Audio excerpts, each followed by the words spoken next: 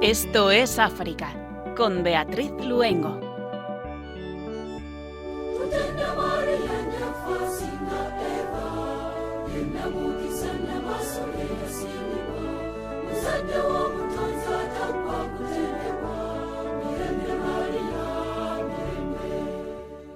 Muy buenas tardes, queridos oyentes. Cuando son las 6 de la tarde, las 5 en las Islas Canarias, les damos la más cordial bienvenida al programa de la emisora de la Virgen que nos traslada una vez al mes y a través de las ondas al continente africano. Reciban un afectuoso saludo de todo el equipo que hoy les acompaña, José García en el control de sonido y Beatriz Luengo quien les habla. Una misión que es descrita como una iglesia que es puro evangelio, caracterizada por una vida consagrada sencilla y que simplemente mantiene viva la presencia de Jesús en tierra musulmana.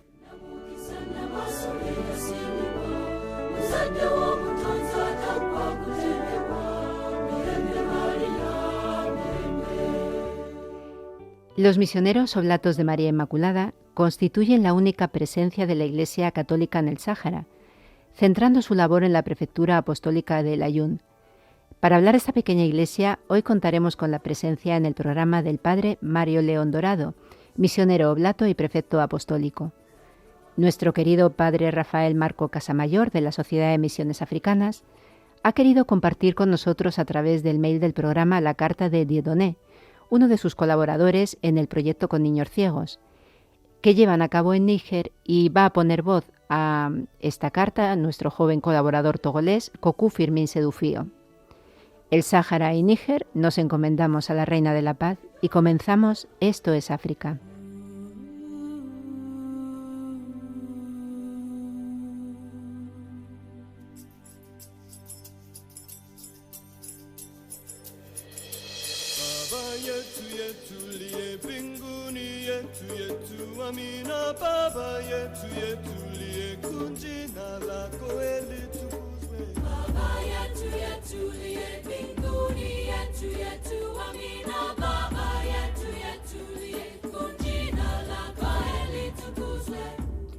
Sudán del Sur. Evitar la cultura de la venganza mortal porque no es justicia. Exhortan los obispos tras las recientes masacres. Una nueva caída en el abismo de la depravación humana donde la sacralidad de la vida, don sagrado de Dios, es pisoteada con alarmante impunidad. Así califican los obispos de Sudán y Sudán del Sur la masacre de civiles y militares ocurrida el domingo 1 de marzo en el condado de Abienhom, así como la matanza perpetrada el 22 de febrero en el condado de Ayod. Tras expresar su solidaridad con la población afectada por la violencia, los obispos lanzan un llamamiento a renunciar a la cultura de la venganza mortal. Con honestidad pastoral debemos afrontar una dolorosa verdad. La cultura de la venganza mortal ha echado raíces profundas en algunas partes de nuestra sociedad, subrayan. Los ciclos de represalias alimentados por la ira, la culpa colectiva y agravios históricos siguen destruyendo familias, debilitando comunidades y privando a nuestros hijos de su futuro. La venganza no es justicia. En su mensaje, la conferencia dirige un llamamiento urgente a las autoridades para que se realicen investigaciones exhaustivas e independientes que permitan identificar y llevar ante la justicia a los responsables de las masacres.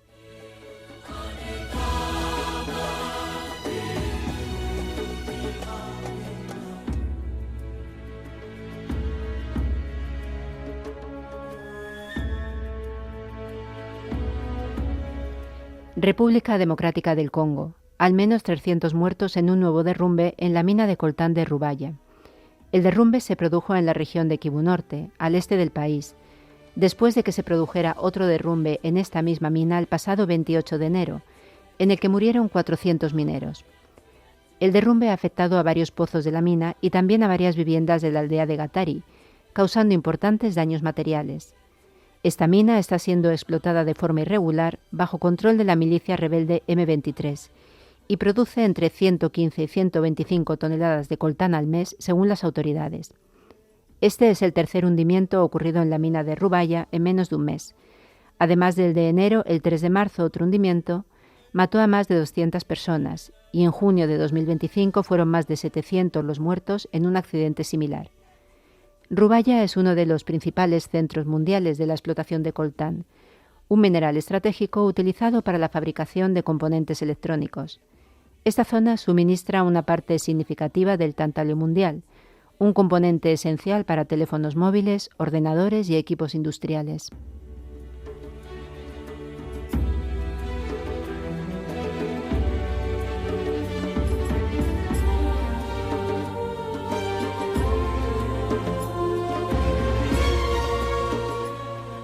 Nigeria.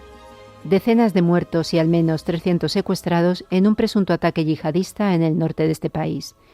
El ataque ocurrió en la comunidad de Ngose, donde 5 hombres armados asaltaron a tiros un puesto militar antes de comenzar a abrir fuego indiscriminado contra la población. El diario nigeriano Punch ha publicado un vídeo en el que un grupo no identificado se adjudica la autoría del ataque. En idioma hausa, un portavoz asegura que ha decapitado a hombres y mujeres durante el asalto y ha tomado la mezquita de la localidad para convertirla en su provincia. La policía del estado ha confirmado el ataque, pero no ha querido precisar datos, más allá de verificar que mucha gente ha desaparecido y que está siendo trasladada contra su voluntad a las montañas de Mandara.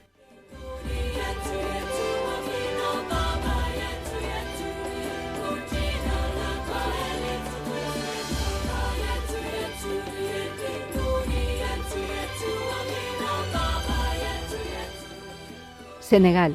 Hallan el cadáver de un recién nacido en una barca con cerca de 140 migrantes frente a sus costas. La Armada de Senegal ha confirmado que la embarcación había partido de Gambia 11 días antes. Todos ellos y el cuerpo del bebé recién nacido fueron llevados a tierra y entregados a las autoridades competentes. La ruta del Atlántico, con fuertes corrientes y oleajes, está considerada una de las rutas a Europa más peligrosas, con un aumento de las travesías los últimos años, con las Islas Canarias como uno de los principales destinos.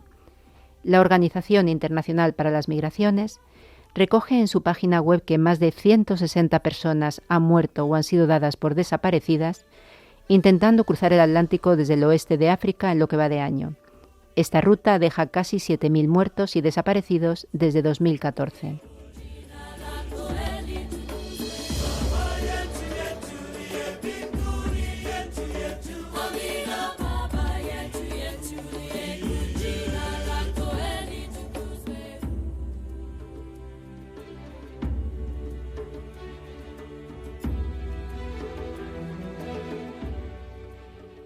Guinea Ecuatorial. Con la visita del Papa León XIV, el país se convierte en epicentro de la información mundial.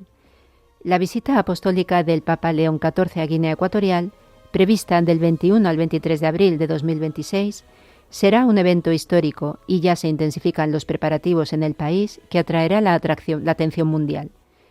El plan contempla una cobertura completa antes, durante y después del evento, utilizando cámaras fijas y móviles, drones, furgonetas de grabación y centros de prensa ubicados en puntos estratégicos del país. Además, la Comisión de Prensa e Imagen se encargará de la producción audiovisual del evento y, siguiendo las recomendaciones de la Santa Sede, organizará un seminario de formación para periodistas de diferentes países, centrado en el uso de la terminología de la Iglesia Católica y la correcta contextualización de los actos litúrgicos.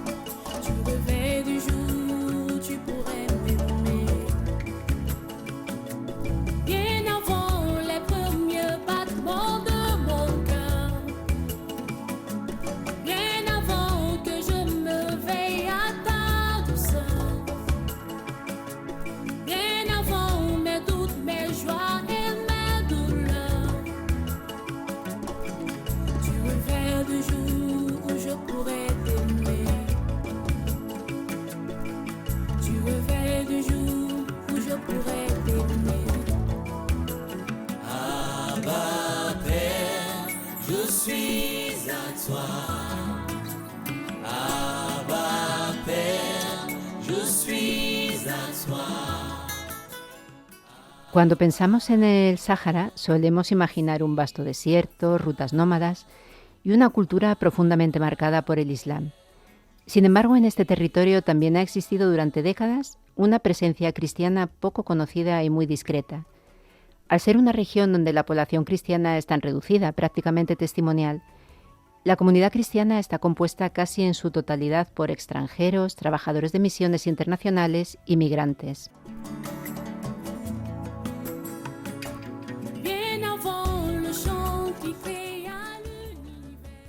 Los misioneros oblatos de María Inmaculada gestionan la iglesia de El Ayun y ofrecen servicios religiosos en Dakhla. Su misión se arraiga en la JPIC, justicia, paz e integridad de la creación, y el acompañamiento a migrantes. Para hablar hoy de ello, nos acompaña en el programa el padre Mario León Dorado, misionero oblato y prefecto apostólico. Él nos ayudará a entender mejor la historia y la realidad de esta presencia cristiana en el Sáhara. Muy buenas tardes, padre Mario.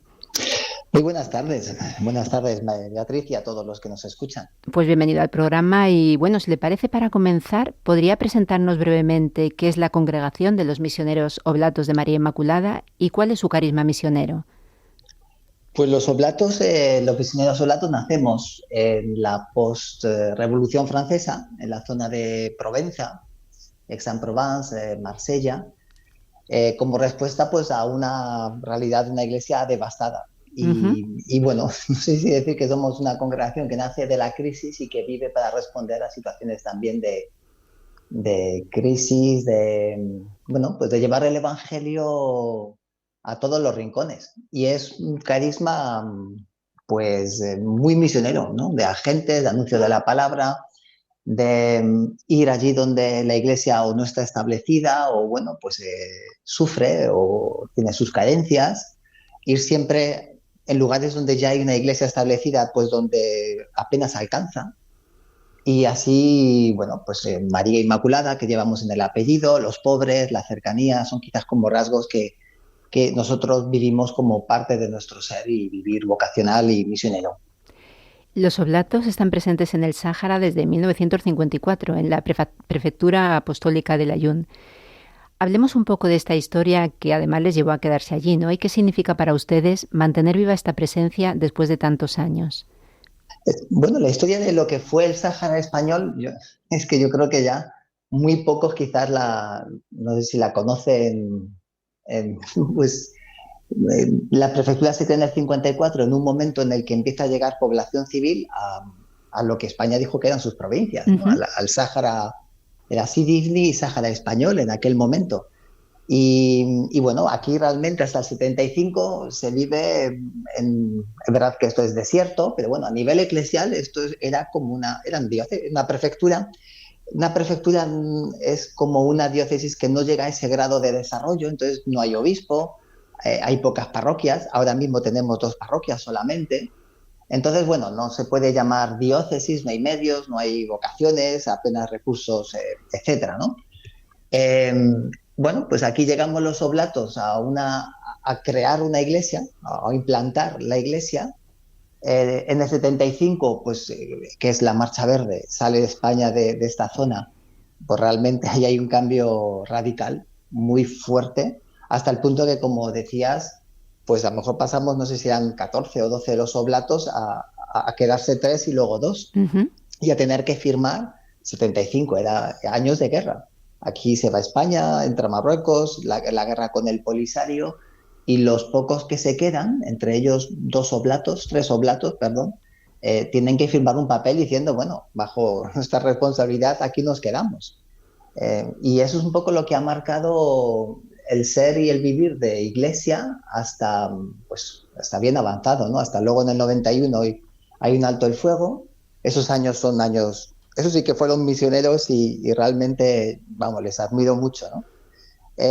Y luego, a partir del 91, con el alto el fuego y hasta el día de hoy, que ha habido una evolución pues hacia una normalización cada vez mayor. Ahora tenemos una iglesia, claro, nosotros al ritmo de la iglesia, primero estamos aquí para los cristianos y poco a poco tomamos conciencia de que estamos para todos, no solamente para los cristianos, que son poquitos, sino para toda la población que nos rodea, que es, como decías en la presentación, mayoritariamente musulmana. Y bueno, pues hemos tomado conciencia de esa misión también para con ellos. Y evidentemente para los pocos cristianos que normalmente, hay que decirlo, están de paso, aunque de paso signifique unos años, para crear una comunidad pues que viva su fe con alegría, con gozo, no con sufrimiento por estar aquí, sino al contrario, con mucha alegría. Padre, cuando me puse a buscar en internet las descripciones que me encontraba de esta iglesia tan chiquitita, era una pequeña comunidad, una presencia silenciosa, una pequeña gota de evangelio en medio del desierto. Si tuviera que explicar en pocas palabras qué significa ser iglesia en el Sáhara, ¿cómo lo describiría? El obispo emérito de Nouakchott decía: la iglesia en el Sáhara pues hace lo mismo que en todas partes, es ser iglesia. Lo que pasa que es cierto lo que dices, que yo diría que el ser minoría se convierte en alimento espiritual. Es decir, no es a pesar de, sino que estando aquí uno puede crecer, ¿eh? Y eso quizás define la espiritualidad en esta tierra de desierto, ¿no? En todo el norte de África yo creo que es un poco así. El hecho de ser pequeños, minoría, no nos, o sea, nos invita a ser levadura, a ser fermento, a crear, a ofrecer ese testimonio. Otra expresión que utilizamos es ser evangelios vivos, el único evangelio que esta gente musulmana va a poder, entre comillas, leer, ¿no? Nuestra vida, nuestras palabras, nuestras acciones, ¿no? Y todo eso pues es ser sacramento nosotros, ¿no?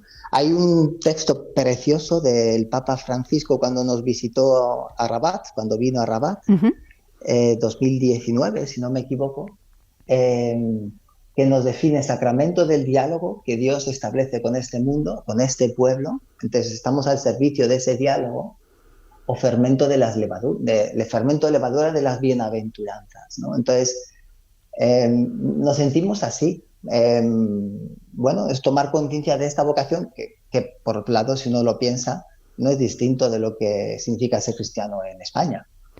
Padre, antes ahora mismo hablaba de los sacramentos, ¿no? ¿Qué papel tiene la Eucaristía y la oración en una comunidad cristiana tan pequeña? Pues yo diría que es fundamental, porque es cuando nos encontramos. Cada domingo aquí somos, bueno, depende, de un domingo a otro, entre 50 a 60 personas. En Dakhla a veces un poquito más, 60, 70, incluso 80. Y es cuando físicamente nos encontramos. Y la Eucaristía nos une, nos une. Y ya incluso diría, claro, ya hay no solo física, sino moral, espiritual, sacramentalmente. Nos une. Porque, pues eso, somos pocos. Es una gozada, a pesar de mi dificultad y mi malísima memoria, pues poder saber de los nombres de los feligreses que vienen a la Eucaristía, ¿no? De poder conocerles por nombre. Bueno, eso es crear familia, ¿no? Yo creo que la Eucaristía crea en nosotros ese espíritu de familia que, por otro lado, tanto necesitan pues nuestros feligreses, ¿no? Porque son gente que ha salido de su país, que ha dejado su familia. Los jóvenes estudiantes, para estudiar por primera vez en su vida, salen de su tierra, de su familia, de su país, de su cultura. Personas migrantes, pues imagínate lo que han vivido en el paso, y encontrar, como decía también el Papa Francisco, una iglesia que sea hospital de campaña, ¿no? Donde poderse encontrar seguros, tranquilos, en casa. Pero bueno, y gente que ha salido a trabajar, ¿no? Profesionales de empresas o bueno, profesores de colegio, que hay aquí algunos, etcétera, ¿no? Pues un poco lo mismo, ¿no? Que todos se sientan en su casa. Y la Eucaristía lo hace. Y además las celebraciones se realizan en diferentes idiomas como francés, inglés, español. ¿Cómo se vive esta diversidad cultural y lingüística dentro de la comunidad? Pues con mucha paciencia, porque evidentemente el que no entiende francés y tiene media misa en francés, pues ahí tiene que sufrirlo. Pero bueno, nos sufrimos unos a otros, en el buen sentido también. Es decir, porque es verdad, en Dakhla empieza a introducirse, creo, un poco el idioma inglés o castellano, español, pero bueno, en Dakhla es mayoritariamente francés. En el Ayun, pues tenemos feligreses que no entienden nada de francés y que tienen como lengua franca de trabajo el inglés, ¿eh? Son los de Naciones Unidas sobre todo, pues, y a lo mejor tenemos 10, 15 que llegan a la misa el domingo.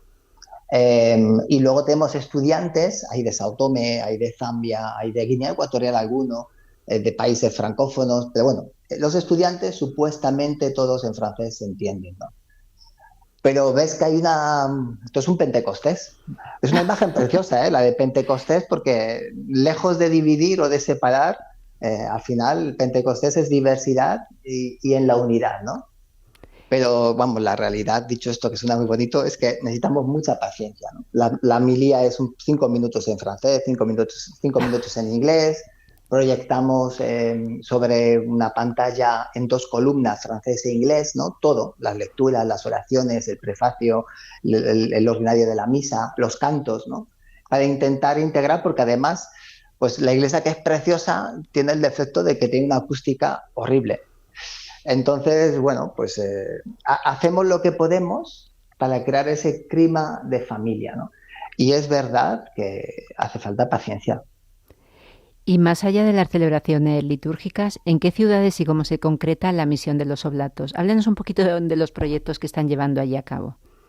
Bueno, los oblatos venimos aquí desde el 54 para encargarnos de la prefectura, de la iglesia, entonces, en todas sus dimensiones, ¿no? Es verdad que a veces pues es más visible la parte catequética, a veces es más visible la parte de los sacramentos, a veces es más visible, quizás sea el caso ahora, pues la parte quizás de Cáritas, acción social o, no sé, desarrollo, humanidad, o ayuda humanitaria, etcétera, ¿no?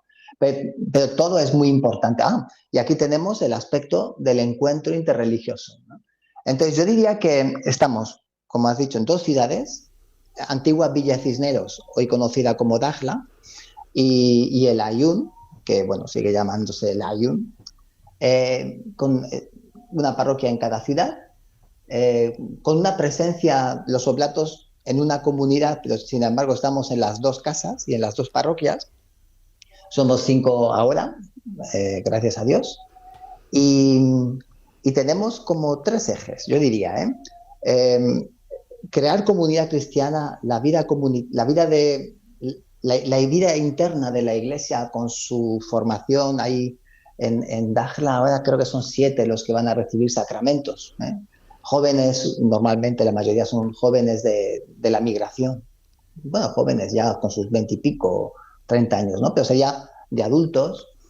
Aquí tenemos a una chica también, de Camerún, que va a recibir el bautismo, confirmación en primera comunión ahora con Pascua, si Dios quiere. Entonces, toda esa parte es importante y nos lleva tiempo y es crear esa familia. Primer eje. El segundo eje podría ser la misión con cristianos. Segundo eje, pues la misión o el encuentro con todo el mundo musulmán, porque estamos también para ellos. O sea, repito que somos el único evangelio que van a encontrar, ¿no? Y Dios es el único Dios. Entonces, esta presencia es activa, es testimonio, es muy importante. Visitar familias, tomar el té con ellos, que te conozcan, conocerles, apreciarles, que te aprecien. Toda esa vida, ¿no? Que no creo que sea muy distinto, salvando la diferencia religiosa, de lo que haría un cura de pueblo, que va y visita a los vecinos, toma con ellos un café. Pues es muy parecido, es muy parecido. Y luego, evidentemente, quizás ahora tiene esta visibilidad grande toda la parte del trabajo de Cáritas, que ha crecido en los últimos años, pues mucho, ¿no? Y es crear, pues eso, hay una parte de ayuda primera humanitaria a migrantes, ¿no? A personas en movilidad, personas migrantes, mejor decirlo así. Eh, y según se van estableciendo y pasando más tiempo aquí, pues un poco ahora estamos desarrollando la parte de formación, de ofrecerles alternativas, mejoras en su calidad de vida, no solo una ayuda directa de comida, de salud, de pagar un medicamento, de acompañarles a unos análisis, que todo eso es muy necesario y es fundamental, tal y como están y como viven. También ahora, pues yo creo que desarrollamos la parte de formación. Y padre, en los últimos años, tal y como comentaba, ¿no?, ha aumentado la presencia de migrantes subsaharianos. ¿Qué tipo de necesidades se encuentran con más frecuencia entre estas personas migrantes que llegan a la región? Pues analizándolo hace no mucho, tenemos como, hemos evolucionado, ¿no? Hace más de 10 años, eh, esto era una zona de salida, estamos enfrente de Canarias. Ujú. Y es más, hasta el 2015 yo creo que era muy difícil encontrarse con personas migrantes en la calle. Llegaban, se escondían, salían, las mafias ahí rigen todo, o regían, ahí rigen. Con el tiempo, aquí se ha formado una población migrante que sobre todo en Dakhla se ve muy claramente, ¿no? Como hay mucho trabajo, bueno, hay trabajo, está el pescado, toda la industria del pescado, toda la industria del turismo, viven, se juntan, ahí se pueden juntar pues a lo mejor hasta 10 o más en una casa. Entonces, toda la parte del alojamiento es todo un mundo. Tenemos, por ejemplo, en Caídas aquí en la Layún, lavadora, secadora, porque 14 en un piso, con un único baño, que es un cubículo realmente, bueno, entonces, mejor ni explicar, ¿no? No hay cómo lavar, ¿no? Entonces, sarna, tantas enfermedades Ujú. que se pueden contagiar. Entonces, hay trabajo básico de higiene, de sensibilización psicosocial, como dicen también, de ayuda con panier alimentier, ¿cómo se llama? Bonos de alimentos, ¿no? O con comida, con ropa, que a veces no mucha, pero puede llegarnos y la podemos distribuir. Eso es una parte. Hay otra parte grande de lo que hacemos en el trabajo con migración que es sanitario. Y ahí la prioridad son las madres y los niños. Madres y niños es increíble. O sea, bueno, pues lo que es el mundo de la migración, visto desde esta costa y desde esta frontera, eh, es terrible. O sea, las mujeres que no salen embarazadas quedan embarazadas en el viaje o quedan aquí. El hombre, el padre de la criatura ha desaparecido en un 99, y pico por ciento. Son personas, mujeres que viven al día, Ujú. evidentemente, con lo cual, pues todo lo que es el seguimiento del embarazo. Intentamos integrarles, porque es posible, aunque, bueno, tiene su trabajo, pero integrarles en el sistema público. Eh, entonces, bueno, es una parte, esa es una parte grande del trabajo que hacemos. Hay un último momento, están saliendo muchas pateras ya empezaron a salir ya hace 2 años desde Mauritania, Senegal, eso se ha cortado mucho y empiezan a salir ya desde hace meses, desde marzo de 2025. Sí. La salida fundamental ya viene de Guinea, Conakry, Guinea-Bissau, Conakry, Gambia, de Gambia. Claro, el viaje es tan largo que en la mayoría de las veces no toca hierro, no tocan las Islas Canarias y son interceptadas porque la patera, la piragua, como dicen ellos, el motor se quema o vete tú a saber, ¿no? Y entonces pues se nos acumula otra ayuda de emergencia que es pues eso, una cantidad de migrantes que al mes pueden llegar hasta la zona de Dakhla, Villa Cisneros, antigua Villa Cisneros, y ahí pues es que no tienen nada. O sea, hasta que son repatriados, digamos que el sistema está desbordado. Entonces, bueno, pues ahí intentamos ayudar también de la forma que podemos, ¿no? Y luego necesidades para aquellos que llevan más tiempo, porque ves que hay como situaciones distintas de uno a otro. Pues ayudarles a encontrar un trabajo, ayudarles a dar una formación que les pueda, bueno, pues que les deje en mejor situación. ¿Eh? Y luego, en la medida de lo posible, acompañar y que ellos decidan. O sea, acompañarles en sus capacidades, no tanto en sus necesidades. Pero bueno, eso es muy fácil decirlo y es un mundo hacerlo. Así es, pues ahora, padre Mario, y antes de continuar, vamos a invitar a todos nuestros oyentes a hacer una pequeña pausa musical, un tiempo de silencio para la reflexión y la oración con esta maravillosa música religiosa que nos llega desde el continente africano.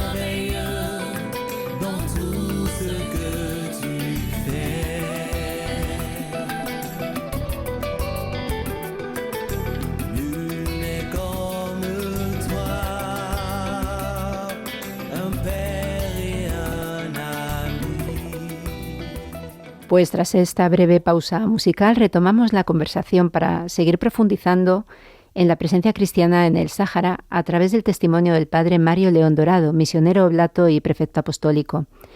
Padre, en estos proyectos que nos estaba comentando colaboran religiosos, laicos, musulmanes. ¿Cómo se vive esta colaboración en el día a día? Yo creo que para nosotros es como un descubrimiento también de que es mutuo, ¿eh? Para hacer el bien, para ciertos valores que podríamos decir son valores del reino, nos encontramos. Si en el diálogo con musulmanes vamos a discutir si Jesús es hijo de Dios o no, es imposible. Pero Dios quiere el bien de todos y Dios ama al pobre y Dios se cuida a su hijo más necesitado y ahí nos encontramos todos, ¿no? Yo creo que es una experiencia preciosa, tanto para los unos como para nosotros también, ¿no? Descubrir que ahí, bueno, pues coincidimos en el amor al prójimo y en el amor a Dios y evidentemente nosotros pedimos a Cristo que su reino venga.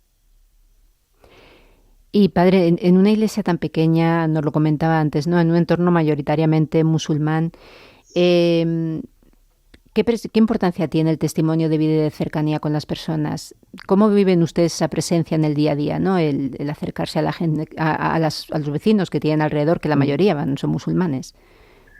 Pues desde la fraternidad. Mira, hay una experiencia que a mí me cambió y es el comprender que cuando lo que dice Jesús, ¿no? El que deja casa, familia, padre, madre, etcétera, encuentra el 100 por uno, ¿no? Yo aquí he descubierto madres, hermanos, hermanas, 1000 casas que me acogen, ¿no? Y la cercanía es fundamental. O sea, tocar la realidad es fundamental, incluso para uno mismo, ¿no? Para crecer como persona, como cristiano, como religioso, misionero. Es algo que también incluso nuestro carisma nos define, ¿no? Y que define a Dios. Entonces, la cercanía es la visibilidad, ¿no? Bueno, y es lo que permite que caigan los prejuicios, en ambos lados, ¿no? En mí también, evidentemente. Entonces es fundamental la cercanía. Usted es el prefecto apostólico nombrado por el Papa Francisco. ¿Qué implica pastoralmente este servicio en un lugar tan singular? Pues es un servicio. Yo llevo 21 años y sinceramente me imagino aquí, bueno, pues hasta el final. Yo tengo 51 años, a los 75 presento mi renuncia y a partir de ahí, pues ya la Santa Sede decide cuándo me la acepta y cuando la acepte, pues tendré que dejar, ¿no? Entonces yo me imagino aquí, me siento llamado, me siento misionero, creo que esto es lo que Dios quiere.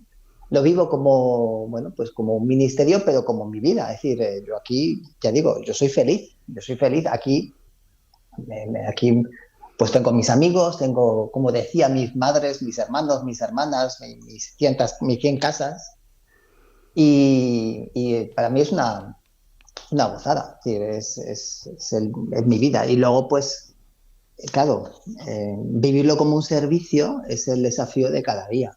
Pero bueno, en ello estamos. Y después de estos 21 años de, no sé si de misión o de estar allí, ¿todos los años estaba allí? ¿Todos sus años de misión? Sí, claro. ¿No? Yo llego aquí en septiembre de 2024. Antes vine algunas veces para conocerlo, porque claro, tampoco era bueno llegar a ciegas. Pero llevo estable ya viviendo 21 años. ¿Y qué momentos su experiencia le han marcado especialmente? Bueno, es que experiencias, yo he dado clases aquí, ha habido 21 años da para mucho. Ahora tengo mucha actividad, ahora hay un trabajo incluso de administración demasiado, claro, todos estos proyectos de Caritas evidentemente llevan tiempo, pero la gozada de los primeros años de poder dedicarle tiempo a estudiar el idioma, a pasearme, vivirla, encontrarme con familias, con tiempo, yo que soy muy nervioso, que me cuesta pararme y serenarme, ¿no? Pues es lo que te decía, ver que esta persona que es tan distinta a mí, que cree, tiene otra religión, que es mi amigo y a quien yo admiro, hay musulmanes que yo admiro, musulmanes, personas a las que admiro por su trabajo, por sus valores, por su cariño. Entonces, todo eso, quieras que no, te va cambiando. Te va cambiando porque tú ves que el Espíritu Santo actúa, evidentemente, en esas personas. Porque lo sientes, ¿no? Descubres que hay una experiencia de Dios auténtica. distinta a la tuya. ¿Y recuerda algún momento concreto vivido en las comunidades del ayuno en Daxla que le hayan hecho sentir con más claridad el carisma de la misión de los misioneros oblatos de María Inmaculada? Y yo es que creo que siempre como hay un elemento de nuestro carisma que es el anuncio explícito de la palabra que uno dice, bueno, pero ¿cómo lo hacemos? Porque claro, aquí uno no puede salir a la calle y gritar Jesús es el Hijo de Dios, conviértete y cree en el Evangelio, pues porque es una sociedad musulmana. Dicho esto, por ejemplo, el primer bautizo que celebramos, que fue en Daxla, pues para mí fue una gozada, ¿no? Y fue incluso una confirmación, ¿no? Hay jóvenes que salen de sus países, este era un chico de Costa de Marfil, ¿no? Pues que realmente se para, se serena, descubre al Señor, recibe los sacramentos, se inserta en la vida de la comunidad, ¿no?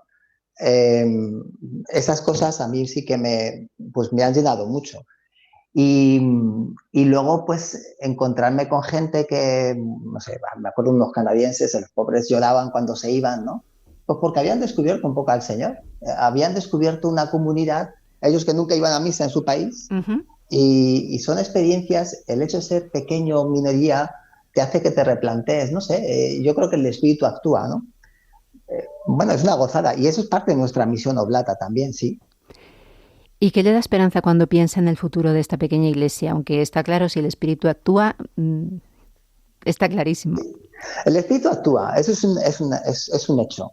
Actúa en ti, o sea, y eso con humildad y con respeto lo decimos, actúa en nosotros, actúa fuera de nosotros, más allá de nosotros, pero bueno, evidentemente, el Espíritu es el Espíritu, actúa en la iglesia, actúa más allá de lo que sería el margen visible de la iglesia, los bautizos, ¿no? El hecho de que haya una comunidad cristiana que camina, que se reúne, a mí eso me da mucha esperanza, ¿no? Aquí cuando yo llegué, no había, la misa eran 10 personas los domingos, todos de Naciones Unidas, y entre semana nosotros solos celebrando la misa. Entonces, esa evolución a mí me da esperanza. Yo repito, esta Pascua va a haber 8 bautizos. Para nuestra iglesia. Es un regalo, sí. Es un regalo, es un don de Dios, ¿no? Y todo eso, pues yo lo veo como acción del Espíritu, que evidentemente pues nos da mucha esperanza. La evolución de todo el trabajo de Cáritas, la visibilidad que nos da ante la sociedad, ver que los musulmanes aprecian el trabajo que hacemos, ¿no? Que la sociedad aprecia, que la autoridad, que aquí es una autoridad que controla de cerca, ¿no? Aprecia ese trabajo, es hermoso, porque no es mi trabajo, es el trabajo de la Iglesia también. Y Padre, pues para terminar me gustaría pedirle si puede compartir con nosotros una breve oración. En ella pues pedimos por la misión por su misión, ¿no? De los misioneros oblatos de María Inmaculada en el Sáhara, pero también por todos los pueblos del continente africano. ¿Nos hace esa oración? Sí, yo pensaba rezar algo tan sencillo como es el Padre Nuestro, pero en la lengua árabe, en la que también se reza tantos cristianos, y que es una oración que todos los cristianos que vivimos en el norte de África, digamos que debemos aprender, ¿no? Bueno, pues esa es, sobre todo, el Padre Nuestro. Digo, aunque yo lo diga en árabe y no se entienda mucho, que pensemos que es eso, que Dios es Padre y que nosotros somos hermanos, y que su reino y su voluntad venga y se haga. Pues adelante, Padre, cuando usted quiera. Abana alladhi fi samawat, li yataqaddas ismuka, li ati malakutuka, li takun mashi'atuka, kama fi samai, كذلك على الأرض أعطنا خبزنا كفاف يومنا واغفر لنا خطايانا كما نحن نغفر لمن أخطأ إلينا ولا تدخلنا في التجارب لكن نجنا من الشرير. Amén. Amén. Pues Padre, así con la oración más bonita, ¿no?, que tenemos con el Padre Nuestro, nos despedimos, pero sí me gustaría recordar antes, quedarnos con alguna de las palabras que ha dicho, ¿no? Entre ellas la de que el ser minoría nos convierte y nos invita a ser levadura y fermento, a ser evangelio vivo, y el único evangelio que mucha gente va a poder ver. Creo que son unas palabras preciosas y me gustaría pues que nos quedáramos con ellas. Así que, bueno, muchísimas gracias por su presencia en el programa, por su testimonio, y un placer haberlo tenido con nosotros. Muy bien, gracias a ti, gracias a todos y gracias a Dios. Pues muchísimas gracias, Padre. Un saludo fuerte. Adiós.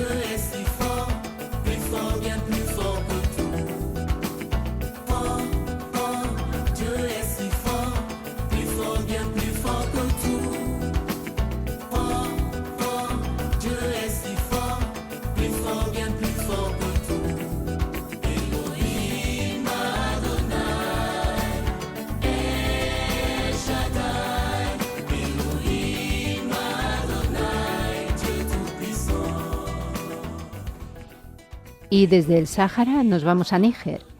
Con frecuencia el padre Rafael Marco Casamayor, misionero de la Sociedad de Misiones Africanas y que ha pasado una gran parte de su vida en Níger, nos comparte imágenes y testimonios de las misiones donde ha vivido, en Dosso y en Gaya.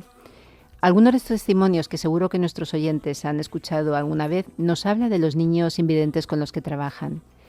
En su mail en concreto, el que nos ha enviado al mail del programa, nos dice: la contemplación de estos niños ciegos y además malditos, marginados por la sociedad y por sus propias familias, faltos de cariño, bastantes desde su nacimiento, mueven el alma y lo sigue haciendo ver con qué ánimo y energía se emplean en los ejercicios de formación que les proponemos y cómo se iluminan sus rostros ante cualquier saludo o signo de afecto que les ofrecemos.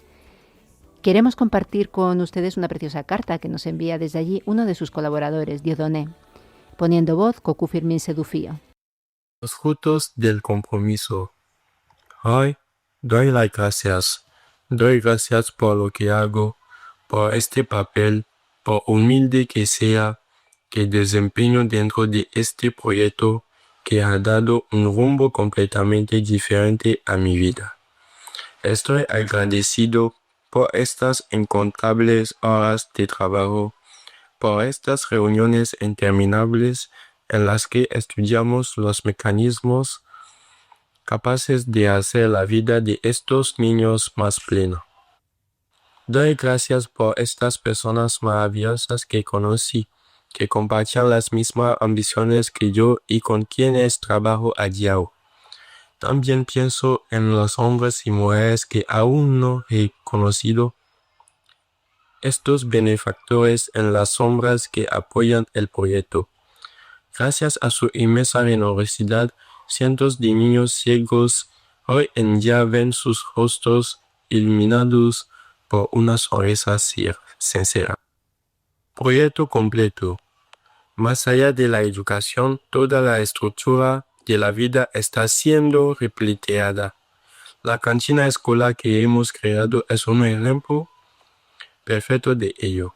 Su misión es ofrecer comidas saludables y equilibradas a cada niño. Estos niños van al colegio, se atreven a esperar en el futuro. Piensa en Amida, Biba, Umu y tantos otros que hoy en día tienen derecho a soñar en grande. Uno quiere ser enfermero para cuidar a los niños abandonados, otra sueña con ser actriz de cine para hacer vibrar las emociones, y otro aspira a ser profesor. Todos creen en su deslumbrante potencial a pesar de su discapacidad. Esto es lo que hace que Caris Yan Majumi se sienta orgullosa de restaurar la esperanza, reavivar la luz en los ojos de quienes una vez vivieron en reclusión. El proyecto está pensando en la integración de la formación profesional con el fin de dotar a cada niño de conocimientos concretos, de enseñarles a usar sus manos para crear, emprender y construir su propia independencia financiera. Dinamismo y fortaleza del grupo. Estoy orgulloso de nuestro camino. Creo profundamente en el futuro de Caris Yan Majumi y en la fortaleza de nuestro grupo. Un grupo puede carecer de larga experiencia institucional al principio, pero que rebosa de devoción y compromiso inquebrantables. A pesar de los obstáculos financieros, logísticos y emocionales, seguimos adelante. Seguimos creyendo en ello. Por supuesto, el trabajo en equipo no es un río largo y tranquilo. La divergencia de ideas, las fluctuaciones en el compromiso o la motivación a veces pueden parecer un obstáculo temporal para el dinamismo general del proyecto. Pero la magia está siempre presente. Cuando 2 o 3 personas lo dan todo, se convierten en un motor circular. Atraen a otros, reavivan la llama, de los más cansados y motivan a todo el grupo, porque la cosa es noble, porque la razón de nuestra lucha está justificada. Dios nos ha dado las herramientas intelectuales, espirituales y materiales para apoyar, acompañar y asistir. Nos corresponde a nosotros hacer que den fruto más allá de nuestra diferencia. Olvídate de ti mismo para encontrarte a ti mismo. Esta aventura humana ha forjado en mí una filosofía inamovible. San Francisco de Asís dijo: hay más amor en dar que en recibir, y es olvidándose de uno mismo cuando uno realmente se encuentra a sí mismo. He hecho un pequeño eslogan que ahora guía mis pasos. Los demás primero y luego yo. Aprendí a quedarme en un segundo plano para que los demás, especialmente estos niños, pudieran brillar. La verdadera satisfacción no reside en la gloria personal, sino en la alegría de un niño revivido. Algún día me encuentro fuera de este proyecto. Una cosa es segura: siempre estaré orgulloso de haber participado en una obra de tal nobleza. Este proyecto me formó mucho más de lo que le serví. Me forjó, limó mi alma y me dio una visión totalmente nueva del mundo y de la condición humana. Conclusión: la riqueza del servicio. Al final he adquirido una certeza absoluta. El hombre más rico no es quien acumula los bienes efímeros de este mundo, sino quien sabe cómo ponerse al servicio de los demás. Esta es la única riqueza que rezo a Dios que me conceda cada día: la riqueza para ayudar, la capacidad infinita de amar. Dios continúe fortaleciéndonos en esta misión. Que Él nos haga cada vez más generosos para que podamos dar lo que más preciamos para nosotros: nuestro tiempo, nuestra energía, nuestro corazón, a quienes más lo necesitan. En este tiempo de Cuaresma, un periodo propicio para el deshacimiento espiritual y el regreso a lo esencial, que nuestra acción sea fructífera para todos, porque en el fondo amar es entregarse uno mismo, y entregarse es sentirse intensamente amado a cambio y profundamente útil a la humanidad.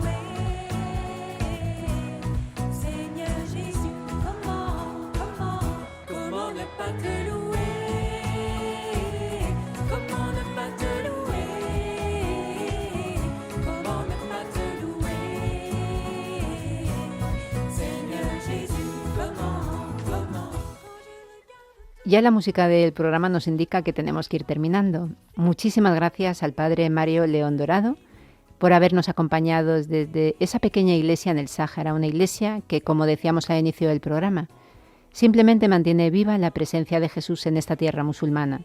Jesús vivo en el testimonio de una pequeña comunidad cristiana. Gracias también a Cocu Firmin Sedufío por su colaboración. Muchas gracias a José García, haciendo posible el programa desde Control de Sonido.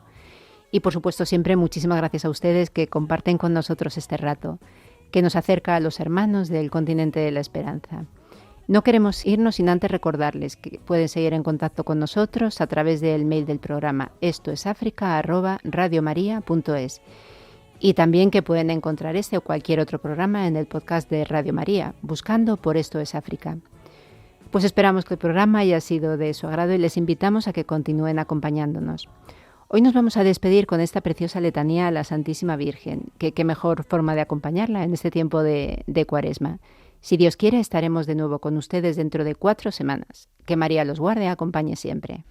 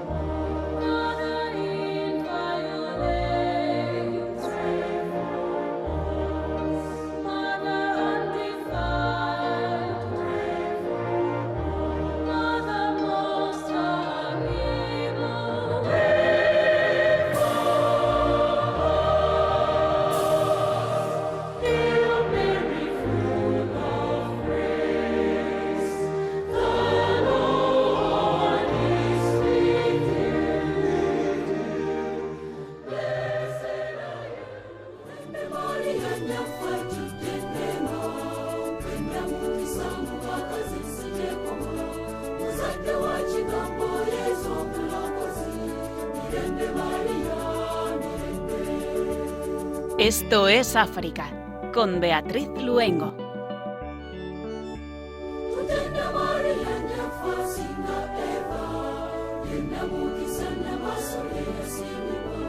Muzadde w'omutonzi